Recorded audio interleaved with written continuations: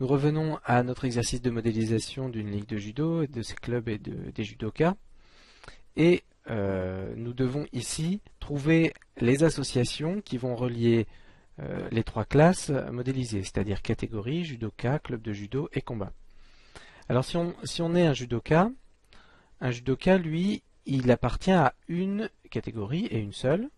Donc senior, junior. Donc en fait senior, junior ou un autre intitulé, on va trouver cette information justement dans intitulé l'attribut de catégorie. Et du coup, on n'aura plus que besoin de mettre une association entre judoka et catégorie, une association binaire classique qui à un judoka va associer une et une seule catégorie et à une catégorie va associer 0 ou plusieurs judokas. Le symbole pour les associations, l'icône à utiliser, c'est celui-là. Donc on clique dessus une première fois, on clique sur judoka et ensuite on prend l'autre extrémité et on la glisse vers catégorie. Alors une association peut être définie avec une flèche, c'est-à-dire on peut définir un sens de lecture pour l'association, mais en fait en base de données on n'a pas besoin de ce sens de lecture là. Par contre on a besoin de mettre un nom à l'association quand c'est une association binaire. Alors on va double-cliquer sur l'association, on va enlever le fait qu'il montre une direction et puis on va même mettre qu'il n'y a aucune direction et on va mettre un nom à l'association. On va mettre par exemple appartient. Alors vous verrez que quand vous modéliserez différentes bases de données, l'association appartient ou l'association contient ou regroupe ou aidant sont des termes d'association qui reviennent très fréquemment. Ensuite, on a des multiplicités à gérer. Alors en fait, ce qui est ici noté sous le terme anglais de multiplicity, c'est en fait le terme de cardinalité. Donc du côté de A, c'est-à-dire du côté de judoka, puisqu'on a cliqué en premier sur judoka, quelles sont les cardinalités minimales et maximales? Eh bien on a dit qu'une catégorie donnée va regrouper entre 0 et plusieurs judokas. Donc on va mettre 0, point, point, étoile. Et de l'autre côté, un judoka, lui, appartient à une et une seule catégorie. Donc on va mettre 1. On applique et on valide. On voit que le nom et les cardinalités ont été notés correctement. Entre judoka et club de judo maintenant. Eh bien, un judoka appartient à un et un seul club de judo, et un club de judo va regrouper au moins un judoka, sinon c'est un club un petit peu bizarre, et normalement plusieurs. Donc on va avoir presque la même association entre judoka et club de judo. On double-clique, on enlève l'orientation de l'association. On va mettre l'association est adhérent 2. Et puis, alors la cardinalité du côté de judoka va concerner les clubs de judo. Donc un club de judo a comme adhérent entre 1 et plusieurs judokas. Et un judoka, lui, il n'appartient qu'à un seul club de judo. Et forcément à un seul. Et au moins un. Donc on valide. On obtient ceci. On va essayer de rétablir voilà, le trait pour avoir un trait bien droit. Et maintenant, on va essayer de relier combat aux trois classes restantes. Alors un combat, il a une catégorie, mais en fait, il a aussi un club organisateur et un club invité. Alors on pourrait imaginer faire en fait 5 associations binaires, donc une entre combat et catégorie, une entre combat et judoka numéro 1 ou judoka A, une entre combat et judoka B, une entre combat et club de judo organisateur et une entre combat et club de judo invité. On pourrait faire ça. On pourrait aussi dire qu'un combat, c'est l'association des 5. En général, quand on fait un diagramme de classe UML comme ceci, il peut être intéressant de privilégier les associations NR à de multiples associations binaires. Dans un premier temps, on verra que de toute façon, par la suite, on revient à des associations binaires pour créer le schéma relationnel. Alors pour créer des associations binaires, on va on va avoir besoin d'un petit losange. Alors le losange qui est ici, en fait, il n'est pas très pratique. Donc on va en créer un avec, avec l'outil polygone. Donc on clique sur l'outil polygone, on clique une deuxième fois sur l'espace de travail, ça nous fait un triangle. On va cliquer avec le bouton de droite pour ajouter un coin au triangle. Et on va faire un losange. On va essayer de faire un losange joli, le plus joli possible. Donc voilà, le losange est terminé. Je vais maintenant pouvoir le relier. Donc le principe du losange, je vous rappelle, c'est de créer une association d'arité supérieure ou égale à 3.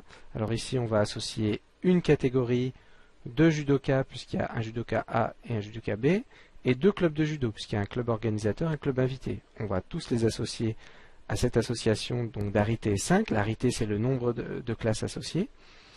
Et on va faire de cette association d'arité 5 une association NR.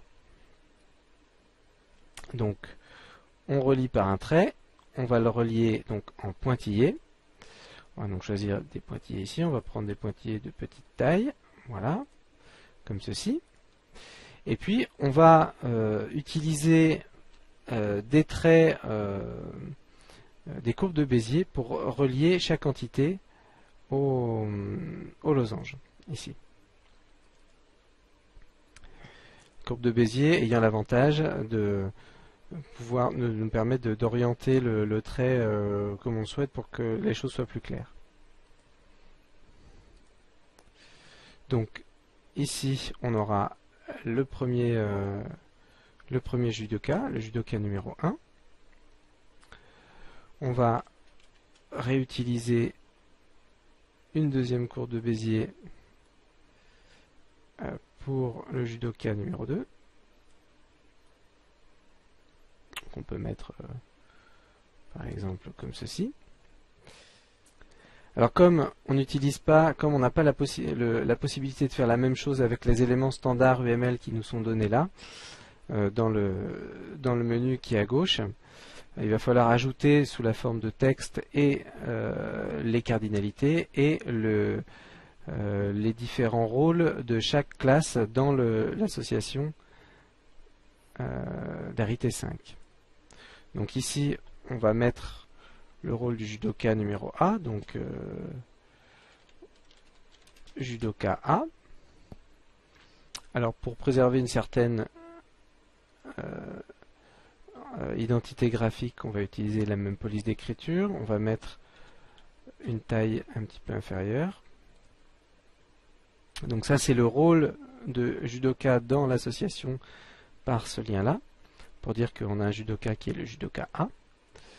On va faire un copier-coller de ce texte et l'associer à l'autre judoka. Voilà, je viens de rajouter le rôle invité. Alors on n'a pas besoin de rôle particulier pour la catégorie, puisque la catégorie n'intervient qu'une seule fois dans l'association combat. Et maintenant, par contre, on va avoir besoin de mettre les cardinalités, les deux cardinalités pour judoka, les deux cardinalités pour club de judo. On va en profiter pour modifier un peu cette branche-là. Et la cardinalité pour catégorie. Alors par exemple, je vous rappelle, la cardinalité de catégorie, ici, ça sera le nombre de catégories auxquelles un quadruplé de 2 judokas et de 2 clubs de judo peut être associé. Donc, autrement dit, il faut prendre un judoka A, un judoka B, un club organisateur, un club invité, et pour ces 4 informations-là, il faut se demander à combien de catégories peut être relié ce quadruplé dans le cadre d'un combat. Alors, en général, pour faire les choses simples, on met 0 étoile dans les associations d'arité supérieure à 3. Ici, on peut envisager le cas de figure, tout simplement pour ne pas se limiter. Donc, on peut dire que 2 judokas et puis 2 clubs de judo, c'est un quadruplé qui peut apparaître 0 ou plusieurs fois dans le cadre donc de plusieurs combats. Et on va avoir le même genre de raisonnement pour les cardinalités du judoka A, du judoka B, du club organisateur et du club invité. Voilà, les cardinalités 0 étoiles ont été positionnées sur les 5 entités, les 5 classes associées par cette association d'arité 5, combat. Voilà, nous avons presque tout traduit en UML. Voyons maintenant ce qu'il reste à traduire. En fait, il reste une seule chose à traduire, c'est le fait que le judoka B et le judoka A aient la même catégorie ensemble et est aussi la même catégorie, bien entendu, que la catégorie du combat. Alors, ça c'est une extension à UML, enfin ça ne fait pas partie des bases des diagrammes de classe UML. C'est ce qu'on appelle des contraintes d'inclusion. Comme on a une association appartient entre judoka et catégorie, cette association appartient va regrouper en fait des couples judoka et catégorie tels que le judoka appartient à la catégorie en question. Donc, quelque part, dans notre système, dans notre base de données, on aura une liste de ces couples-là. On verra où exactement tout à l'heure quand on aura le schéma relationnel. On va rajouter une ligne ici, on ouvre des accolades, et dans les accolades, on met le terme subset, et puis on met le nom de l'association duquel le couple judoka A catégorie est sous-ensemble. Et on va rédiger exactement la même chose pour le judoka B. Donc subset appartient. Et de cette façon-là, on spécifie que si on prend un combat en particulier, donc une catégorie, un judoka A, un judoka B et 2 clubs de judo, alors si on regarde les couples catégorie judoka A et catégorie judoka B, ces deux couples-là sont forcément dans la liste des couples de l'association appartient, dans lesquels on sait que tout judoka appartient à une catégorie et à une seule. Donc, cette contrainte sur la catégorie est respectée. Voilà, nous avons terminé notre diagramme de classe. Dans la prochaine vidéo, nous allons voir comment modéliser ce diagramme de classe UML en un diagramme de classe dans MySQL Workbench, donc avec quelques petites différences.